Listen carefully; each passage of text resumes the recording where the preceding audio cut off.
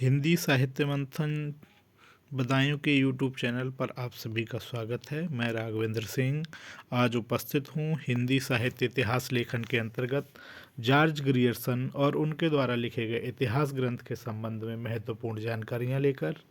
तो शुरू करते हैं आज जॉर्ज ग्रियर्सन और उनके इतिहास ग्रंथ के बारे में।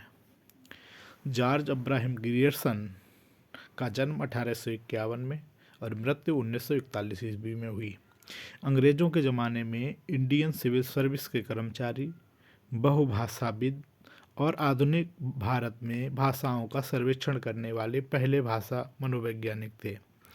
ग्रियर्सन 1870 ईस्वी में ICS इंडियन सिविल सर्विस की परीक्षा पास करके 1873 ईस्वी में भारत आए। वे बंगाल और बिहार के कई उच्च पदों पर 1899 तक कार्यरत रहे, फिर वापस आयरलैंड चले गए। वे लिंग्विस्टिक सर्वे ऑफ इंडिया के प्रणेता के रूप में अमर हैं। जॉर्ज ग्रियर्सन को उनके शोध लिंग्विस्टिक सर्वे ऑफ इंडिया के रूप में उनके महत्वपूर्ण कार्य के लिए उन्हें जाना जाता है। इतिहास लेखन के अंतर्गत इन्होंने सर्वप्रथम हिंदी इतिहास लेखन में कालानुक्रम पद्धति पर आधारित अपना इतिहास ग्रंथ लिखा। इतिहास लेखन की कालानुक्रमी पद्धति हिंदी में जॉर्ज ग्रियर्सन से शुरू हुई, जिसके पहले इतिहासकार जॉर्ज ग्रियर्सन थे। जॉर्ज अब्राहम ग्रियर्सन की पुस्तक का नाम the Modern Vernacular Literature of Hindustan है। जॉर्ज ग्रियर्सन से पहले जो दो मुख्य इतिहास ग्रंथ लिखे गए थे, उनमें गारसा दा तासी और शिव सिंह सेंगर ने वर्णानुक्रम पद्धति पर इतिहास ग्रंथ लिखा, लेकिन जॉर्ज ग्रियर्सन ने सबसे पहले कालानुक्रम पद्धति पर अपने इतिहास ग्रंथ को लिखा। इसमें इन्होंने काल विवरण के अनुसार जो है कवियों को क्रमबद्ध किया है। अगर वास्तविक रूप से देखा जाए तो सच्चे अर्थों में हिंदी साहित्य का सर्वप्रथम इतिहास जॉर्ज अब्राहम ग्रियर्सन द्वारा ही लिखा गया है। इनके द्वारा लिखे गए इतिहास ग्रंथ को हिंदी का साहित्य इतिहास का सर्वप्रथम इतिहास ग्रंथ सच्चे अर्थों में माना जाता है। इससे संबंधित महत्वपूर्ण तथ्य: रचना the Modern Vernacular Literature of Hindustan. यह इतिहास ग्रंथ the Royal Asiatic Society of Bengal की पत्रिका के विशेषांक के रूप में 1888 ईस्वी में और एक पुस्तक के रूप में 1889 ईस्वी में प्रकाशित हुआ। इसकी पद्धति कालानुक्रम पद्धति है। कालानुक्रम पद्धति में रचित यह हिंदी साहित्य का प्रथम इतिहास था। यह अंग्रेजी भाषा में लिखा गया इतिहास ग्रंथ है। यहाँ ध्यान रखने योग्य बात यह है कि ये इतिहास ग्रंथ अंग्रेजी भाषा में लिखा गया। हिंदी साहित्य का इतिहास तो है, लेकिन ये अंग्रेजी भाषा में लिखा गया इतिहास ग्रंथ है। इसमें कुल रचनाकार 952 थे। इसमें सभी रचनाकार हिंदी के थे। इन्होंने ही भक्ति काल को हिंदी साहित्य का स्वर्ण युग कहा है। भक्ति काल को हिंदी साहित्य का स्वर्ण युग कहना सबसे बड़ी उपलब्धि है। सबसे पहले जॉर्ज ग्रियर्सन महोदय ने ही भक्ति काल को हिंदी साहित्य का स्वर्ण युग कहा। स्वर्ण युग कहे जाने के पीछे उस समय की कवि और उनकी रचनाओं और उनकी प्रसिद्धियों का भी महत्वपूर्ण योगदान है, जिसमें तुलसीदास, कबीर, जायसी, सूर ने अपने सर्वोत्कृष्ट रचनाओं के माध्यम से साहित्य सृजना की। यह पहला इतिहास ग्रंथ था जिसमें केवल हिंदी के रचनाकारों को स्थान दिया गया था। यह पहला इतिहास ग्रंथ था जिसमें काल विभाजन का प्रयास किया गया था। इससे पहले दोनों इतिहास ग्रंथों में काल विभाजन का कोई प्रयास नहीं किया गया था। इन्होंने काल क्रमानुसार लेखकों को स्थान दिया।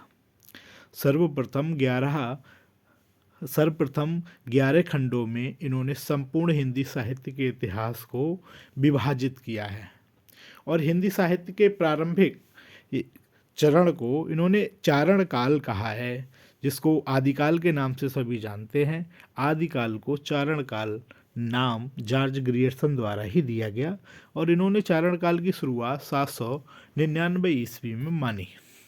जॉर्ज ग्रियर्सन द्वारा हिंदी साहित्य के इतिहास को जिन 11 भागों में बांटा गया है, उनके नाम इस प्रकार हैं: चरण काल, दूसरा 15वीं सदी का धार्मिक पुनर्जागरण। नंबर 3, जायसी का प्रेम काव्य। 4, ब्रज का कृष्ण भक्ति संप्रदाय। 5, मुगल दरबार। 6, तुलसीदास। 7वां, रीति काव्य। 8वां, तुलसी का अन्य परिवर्ती। 18वीं शताब्दी, कंपनी के शासन में हिंदुस्तान। और 11, विक्टोरिया के शासन में हिंदुस्तान। इस प्रकार जॉर्ज अब्राहम ग्रियर्सन ने हिंदी साहित्य को 11 भागों में बांटा है। कुछ विद्वानों ने इनके कालखंडों की आलोचना की है। इनकी आलोचना निम्न आधार पर की जाती है। काल विभाजन में वैज्ञानिकता का अभाव है।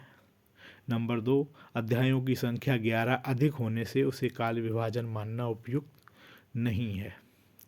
जॉर्ज ग्रियर्सन के हिंदी साहित्य इतिहास ग्रंथ the modern vernacular literature of Hindustan का हिंदी अनुवाद किशोरीलाल गुप्त ने की सन 1957 में हिंदी साहित्य का इतिहास नाम से किया।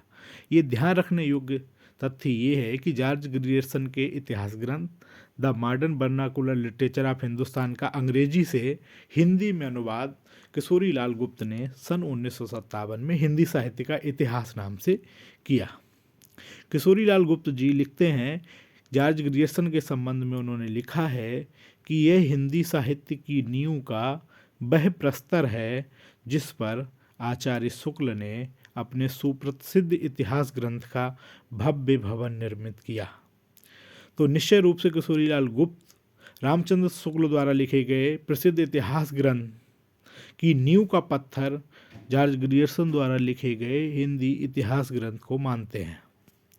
किशोरीलाल गुप्त ने ग्रियर्सन के इतिहास ग्रंथ का अनुवाद करते हुए लिखा है कि श्री ग्रियर्सन जी, आपने विदेशी होते हुए भी हिंदी साहित्य का प्रथम इतिहास लिखा।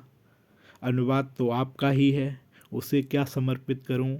हाँ, टिप्पणियां मेरी हैं, उन्हें स्वीकार करें।